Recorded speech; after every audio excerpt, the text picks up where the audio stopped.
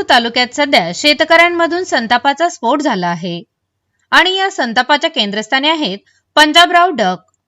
होय, हवामान अभ्यासक म्हणून ओळख मिळविलेले डक आता शेतकऱ्यांच्या रोषाचा सामना करत आहेत, कारण त्यांचे पावसाचे अंदाज पुन्हा पुन्हा ठरत आहेत सापचुकीचे. यामुळे त्रस्त झालेले शेतकरी आता थेट रस्त्यावर उतरले आहेत. हातात फलक, घोषणाबाजी आणि एकच मागणी, खोटे अंदाज देणाऱ्यांवर कारवाई झालीच पाहिजे. आंदोलक शेतकऱ्यांचा आरोप अत्यंत गंभीर आहे. डक यांच्या अंदाजावर विश्वास ठेवून त्यांनी पेरणी केली, फवारणी केली, पण पाऊस आलाच नाही आणि काही ठिकाणी अचानक अवकाळी पाऊस येऊन पिकं उद्ध्वस्त झाली. याचा थेट फटका बसला तो शेतकऱ्यांच्या खिशाला. आणि आता प्रश्न उपस्थित होतोय, या नुकसानीची जबाबदारी कोण घेणार? सोशल मीडियावर व्हायरल होणारे हे अंदाज गावागावात शेतकऱ्यांच्या मोबाईल पर्यंत पोहोचतात आणि त्यावर विश्वास ठेवून निर्णय घेतले जातात. पण जेव्हा अंदाज चुकतात तेव्हा उद्ध्वस्त होतं ते शेतकऱ्यांचं वर्षभराचं स्वप्न. डक हे तज्ज्ञ नसून शेतकऱ्यांची दिशाभूल करत आहेत, असा थेट आणि संतप्त आरोप आता शेतकऱ्यांनी केला आहे. आता सर्वांच्या नजरा प्रशासनाकडे लागल्या आहेत. या प्रकरणात चौकशी होणार का? अशा अंदाजावर नियंत्रण येणार का, की पुन्हा एकदा शेतकरीच फक्त नुकसान सहन करणार? पंढरपूरमधील हे आंदोलन आता राज्यभर पेट घेणार का, हे पाहणे महत्त्वाचे ठरणार आहे. सगळ्यांनी आता कोण आहे बाबांनो? काय अजून बर का, ही फेक देतो म्हणून 3 नाव आले, अजून 4-5 नावं आहेत, पण बांगर एक आहे. बांगर एक. आणखी कोण आहे? कोण असतील ती बघा. Punjab duck, main Punjab duck जास्त गारपीट होईल, वडण आलं, धोधो वाहतील, कुठला अंदाज सगळं सांगायचं. भले आम्ही म्हणतो तुझा अंदाज खरा का खोटा आम्हाला माहित नाही. तुला नुकसान करायचा अधिकार कोणी दिला? शेतकऱ्याचा कोणी नुकसान करायचं तुला अधिकार दिला? एका बाजूला शेतकऱ्यासाठी आम्ही सांगतो आणि दुसऱ्या बाजूला शेतकऱ्याचं नुकसान करतो. इथं डाळिंबवाल्याचं नुकसान व्हायला लागले, त्याला व्यापारी घेणार. सगळ्या द्राक्ष बागात असं व्हिडिओ काढून टाकलं की मोठं प्लॉट असते, की व्यापारी घाबरतात घ्यायला. आणि माझी व्यापाऱ्याला पण विनंती आहे की तुम्ही घाबरू नका, तुम्ही सौदा करा, बिनधास्तपणे घ्या. आम्ही काय तुमचं ह्याच्यात ही ना, आम्ही द्राक्ष बागायतदार तुम्ही एक साखळीतला घटक आहे. सगळ्या व्यापाऱ्यांनी बिनधास्त घ्या. पाऊस पडला ना त्यावेळेला बागायतदार बी आमचा समजूतदार आहे, तो तुमच्याशी कुठे एखादी गोष्ट तुमचं बी नुकसान होऊ नये म्हणून बागायतदार आमचा विचार करत. त्यामुळे ह्या असल्या हवामान अंदाजाचं ऐकून तुम्ही सौदा करायचं थांबू नका, अशी एक माझी विनंती आहे सगळ्या व्यापाऱ्यांना. द्राक्षाच्या, बेदाण्याच्या तुम्ही बिनधास्त करा, डाळिंब खरेदी करा. डाळिंब पण तसंच झाले, पेरू खरेदी करणार, केळी खरेदी करणार. गारपीट झाल्यावर केळी म्हणणार प्लॉट घेतला की व्यापाऱ्याला सगळा प्लॉट कापायला लागतो म्हणून व्यापारी सौदा करायला घाबरतात, हे असलं काहीतरी सांगितल्यामुळं.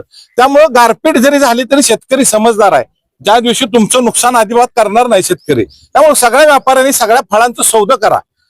केळी असेल, सोलापूर जिल्ह्यात डाळिंब आहे, सांगली जिल्ह्यात डाळिंब आहे, सांगली जिल्ह्यात पेरू आहे, सोलापूर जिल्ह्यात पेरू आहे. द्राक्षाचं पिकाचा आता सीझन चालू आहे. त्यामुळे सगळ्या शेतकऱ्यांचं ही गहू हरभरा, आता गहू हरभऱ्यासाठी सांगतो म्हणून सांगतो. आणि गहू हरभऱ्यामुळे ह्या सांगण्यामुळं की गहू हरभरा 15 दिवसानं पिकलेला असतो, त्याच्या आधी शेतकरी पाऊस पडेल म्हणून कच्चाच कापतो आणि तो गहू हरभरा कच्चा कापल्यामुळे तो हिरवा राहतो, त्याला बाजारात भाव मिळत नाही, त्याचं नुकसान होतंय. काय लोकांचं डबल आता पाऊस पडेल बाबा ह्याने सांगितलंय म्हणून जिथं मजुरीचा दर थोडा असेल तर तिथं ज्यादा मजुरी देतो, पण माझा माल काढायचा म्हणून मजुरीचा पुन्हा दर वाढवतो, त्याचं प्रेशर ही लोक वाढवतात. 2000-4000 गव्हाच्या मशिनी पाऊस येणार आहे म्हणून 2000च्या आता बघा शेतकरी सांगतो 4000 मागायला.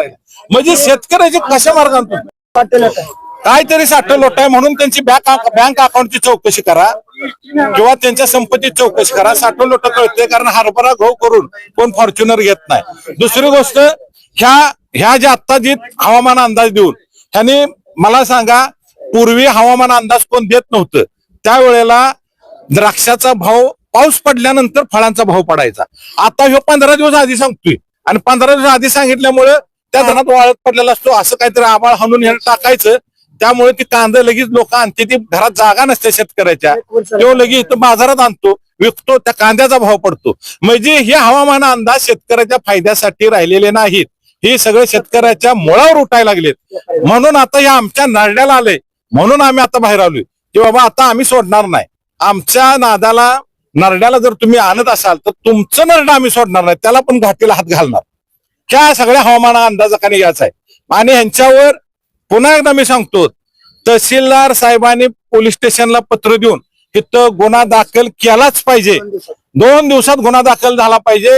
यांच्यावर गुन्हा नाही दाखल झाला तर मग सांगली, सोलापूर, सांगलीत तिथं आंदोलन पेटणार. आता मी पण उद्यापासून करतो. यांच्यावर सायबर क्राईम अंतर्गत गुन्हा झाला पाहिजे. कारण सोशल मीडियाचा गैरवापर करून शेतकऱ्यांची आणि इतर लोकांची फसवणूक केली. नंबर दुसरा, आपत्ती व्यवस्थापना अंतर्गत गुन्हा दाखल झाला पाहिजे. तिसरा गुन्हा की तुम्ही फसवणूक केली. पाऊस पडेल म्हणला ना 15, 16, 17, आज 18 तारीख आहे. काल पडला का पंढरपुरात कुठं? पंढरपूर सोलापुरात पडला का? नाही पडला. मग हे 3 दिवस तू दिलेस. 5 तारखेपासून बॉम्ब घालतोय. पाऊस पडतोय, हिथं तसं होतंय ना असं होतंय. पुन्हा 10 तारखेला काढतोय, 11, 12ला पडेल. पुन्हा 15 तारखेला काढतोय, 15, 16, 17ला पडेल. आता उद्या काढतोय बघा, आता 24 ते 29. अशा नुसत्या तारखा बदलत जायच्या, सगळ्यांची फसवणूक करायची. ह्यो प्रकार, ह्याच्यामुळे ह्यांच्यावर फसवणुकीचा गुन्हा दाखल झाला पाहिजे. या कारणामुळे जर एखाद्या शेतकऱ्याने आत्महत्या केली तर त्याच्यावर 302चा गुन्हा दाखल झाला पाहिजे. कोणाचा गुन्हा बी दाखल झाला पाहिजे. तसं काय जर त्यांच्या असल्या मोठ्या बोलण्यानं शेतकऱ्याला जर अटॅक आला, काय झालं तर त्याचा पण 302चा आत्महत्येस प्रवृत्त म्हणून गुन्हा दाखल झाला पाहिजे.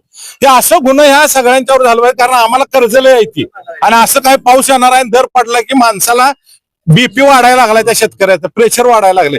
त्या बिचाराचं कुटुंब उघडं पडलं, त्याला काय झालं तर ह्याच्यावर आत्महत्यास प्रवृत्त केल्याबद्दलचा गुन्हा दाखल झाला पाहिजे.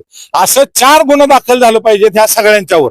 जो कोण हवामान अंदाज करून मोठा हाणेल त्याच्यावर 4 प्रकारचं गुन्हे झालं पाहिजेत. 20 कोटीच्या वर जर संपत्ती असेल तर ईडीची चौकशी लागली पाहिजे. कोण काय करतोय त्याच्यावर हे असंच गुन्हे दाखल झालं पाहिजेत. अन्यथा तुम्ही आम्हाला सोप्यात घेऊ नका.